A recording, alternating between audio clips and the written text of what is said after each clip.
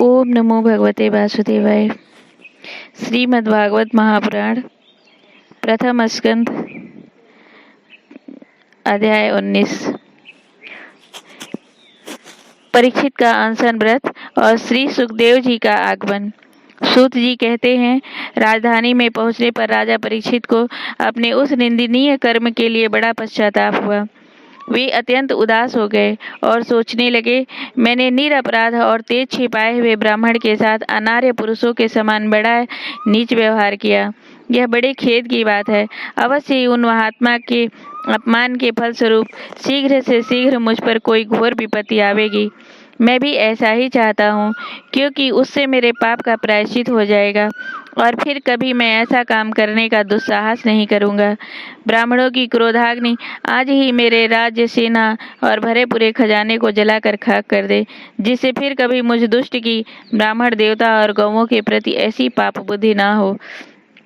वे इस प्रकार की चिंता कर ही रहे थे कि उन्हें मालूम हुआ ऋषि कुमार के साप से तक्षक मुझे डसेगा। उन्हें वह धधकती हुई आग के समान तक्षक का डसना बहुत भला मालूम हुआ। उन्होंने सोचा कि बहुत दिनों से मैं संसार में आसक्त हो रहा था, अब मुझे शीघ्र वैराग्य होने का कारण प्राप्त हो गया। वे इस लोक और परलोक के भोगों को तो पहले से ही तुच्छ और त्याज समझते थे, अब उनका स्वरूप त्याग करके भगवान श्री कृष्ण के चरण कमलों की सेवा को ही सर्वोपरि मानकर आमरण अनशन व्रत लेकर वे गंगा तट पर बैठ गए। गंगा जी का जल भगवान श्री कृष्ण के चरण कमलों का वह पराग लेकर प्रवाहित होता है जो श्रीमती तुलसी की गंध से मिश्रित है। यही कारण है कि वे लोकपालों के सहित ऊपर नीचे के समस्त लोगों को पवित्र करती हैं। कौन ऐसा मरणासन्न पुरुष होगा जो उनका सेवन ना करेगा। इस प्रकार गंगा जी के तट पर आमरण अनशन का निश्चय करके उन्होंने समस्त आसक्तियों का परित्याग कर दिया और वे मुनियों का व्रत स्वीकार करके अनन्य भाव से श्री कृष्ण के चरण कमलों का ध्यान करने लगे। उस समय त्रिलोकी को पवित्र करने वाले बड़े बड़े महानुभाव ऋषि मुनि अपने शिष्यों के साथ वहां पधारे। संत जन प्रायः तीर्थ यात्रा के बहाने स्वयं उन तीर्थ स्थानों को ही पवित्र करते हैं।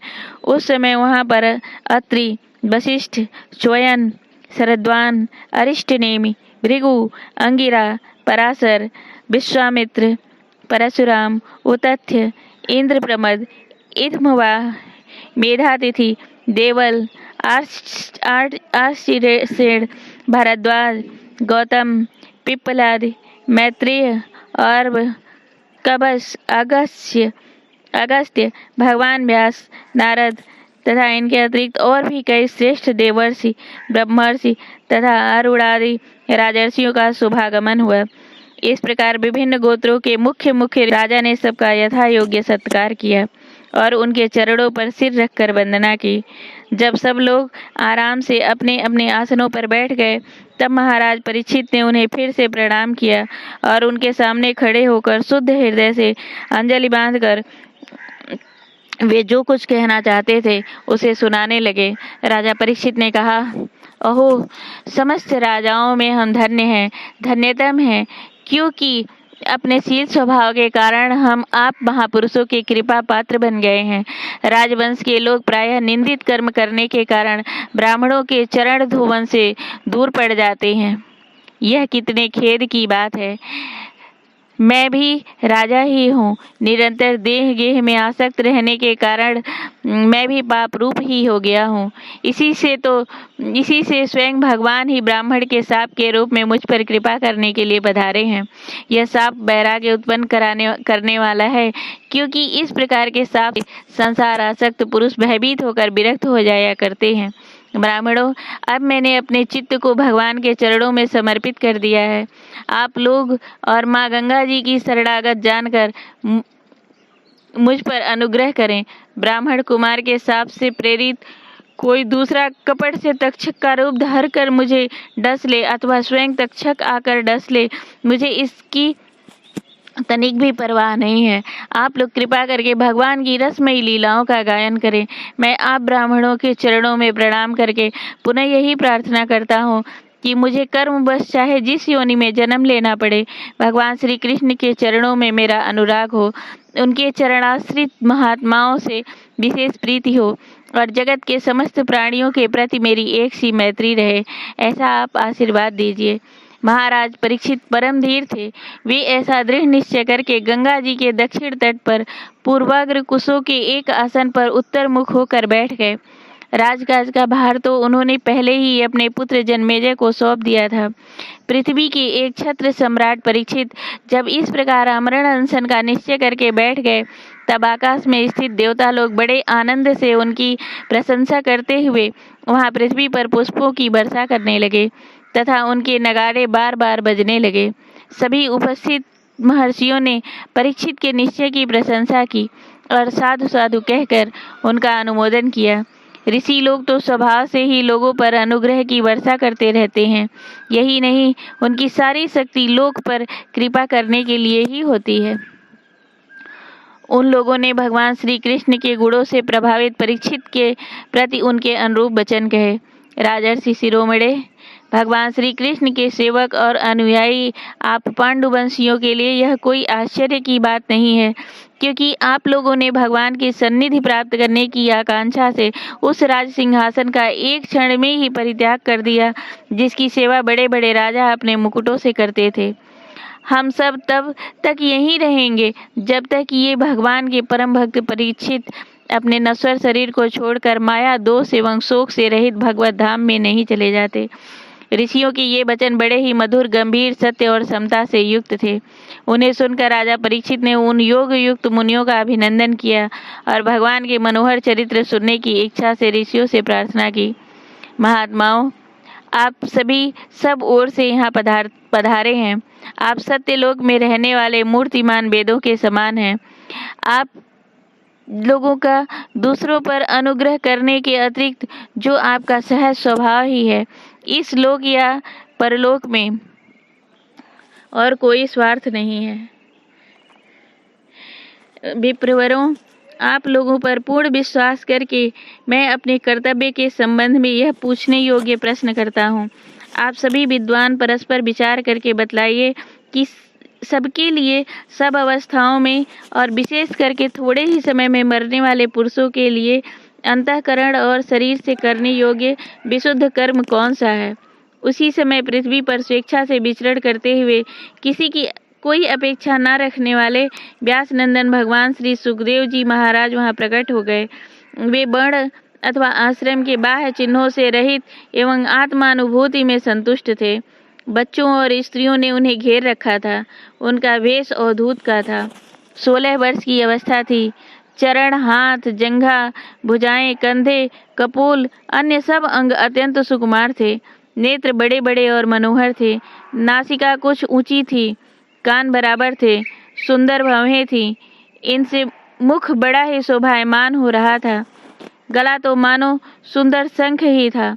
हंसली ढकी हुई, छाती चौड़ी और उभरी हुई, नाभि भंवर के समान गहरी तथा उदर बड़ा ही सुंदर और त्रिबली से युक्त था। लंबी लंबी भुजाएं थी। मुख पर घुघराले बाल बिखरे हुए थे। इस दिगंबर भेष में वे श्रेष्ठ देवता के समान तेजस्वी जान पड़ते थे। श्याम रंग था। चित्त को चुराने वाली भरी जवानी थी। वे शरीर की छटा और मधुर मुस्कान से स्त्रियों को सदा ही मनोहर जान पड़ते थे। यद्यपि उन्होंने अपने तेज को छिपा रखा था, फिर भी उनके लक्षण जानने वाले मुनियों ने उन्हें पहचान लिया और वे सब के सब अपने अपने आसन छोड़कर उनके सम्मान के लिए उठ खड़े हुए। राजा परीक्षित ने अतिथि रूप में पधारे हुए श्री सुखदेव जी को सिर झुकाकर प्रणाम किया और उनकी पूजा की। उनके स्वरूप को न जानने वाले बच्चे और स्त्रियां उनकी यह महिमा देखकर वहां से लौट गए। सबके द्वारा सम्मानित होकर श्री सुखदेव जी श्रेष्ठ आसन पर विराजमान हुए। ग्रह, नक्षत्र और तारों से घिरे हुए चंद्रमा के समान ब्रह्मर्षि, देवर्षि और राजर्षियों के समूह से आवृत श्री सुखदेव जी अत्यंत शोभायमान हुए। वास्तव में वे महात्माओं के भी आदरणीय थे। जब प्रखर बुद्धि श्री सुखदेव जी शांत भाव से बैठ गए, तब भगवान के परम भक्त परीक्षित ने उनके समीप आकर और चरणों पर सर रखकर प्रणाम किया। फिर खड़े होकर हाथ जोड़कर नमस्कार किया। उसके पश्चात बड़ी मधुर वाणी से उनसे यह पूछा, परीक्षित ने कहा, ब्रह्म स्वरूप भगवान, आज हम बड़भागी हुए, क्योंकि अपराधी क्षत्रिय होने पर भी हमें संत समागम का अधिकारी समझा गया। आज कृपा पूर्वक अतिथ रूप से पधार कर आपने हमें तीर्थ के तुल्य पवित्र बना दिया। आप जैसे महात्माओं के स्मरण मात्र से ही गृहस्थों के घर तत्काल पवित्र हो जाते हैं।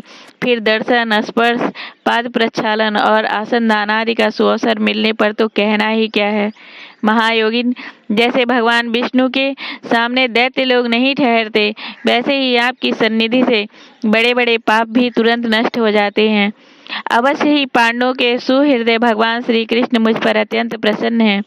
उन्होंने अपने फुफेरे भाइयों की प्रसन्नता के लिए उन्हीं के कुल में उत्पन्न हुए मेरे साथ भी अपनेपन का व्यवहार किया है। भगवान श्री कृष्ण की कृपा न होती तो आप सरीखे एकांत वनवासी अव्यक्त गति परम सिद्ध पुरुष स्वयं पधार कर इस मृत्यु के समय हम जैसे प्राकृत मनुष्यों को क्यों दर्शन देते। आप योगियों के परम गुरु हैं, इसीलिए मैं आपसे परम सिद्धि के स्वरूप और साधन के संबंध में प्रश्न कर रहा हूँ। जो पुरुष सर्वथा मरणासन्न है, उसको क्या करना चाहिए? भगवान, साथ ही यह भी बतलाइए कि मनुष्य मात्र को क्या करना चाहिए। वे किसका श्रवण, किसका जप, किसका स्मरण, किसका भजन करें तथा किसका त्याग करें। भक्त स्वरूप मुनिवर, भगवत स्वरूप मुनिवर, आपका दर्शन अत्यंत दुर्लभ है, क्योंकि जितनी देर एक गाय दुही जाती है गृहस्थों के घर पर, उतनी भी देर तो आप नहीं ठहरते। सूत जी कहते हैं, जब राजा ने बड़ी मधुर वाणी में इस प्रकार संभाषण एवं प्रश्न किए, तब समस्त धर्मों के मर्मज्ञ व्यास नंदन भगवान श्री सुखदेव जी उनका उत्तर देने लगे। प्रेम से बोलो श्री भागवत भगवान की जय।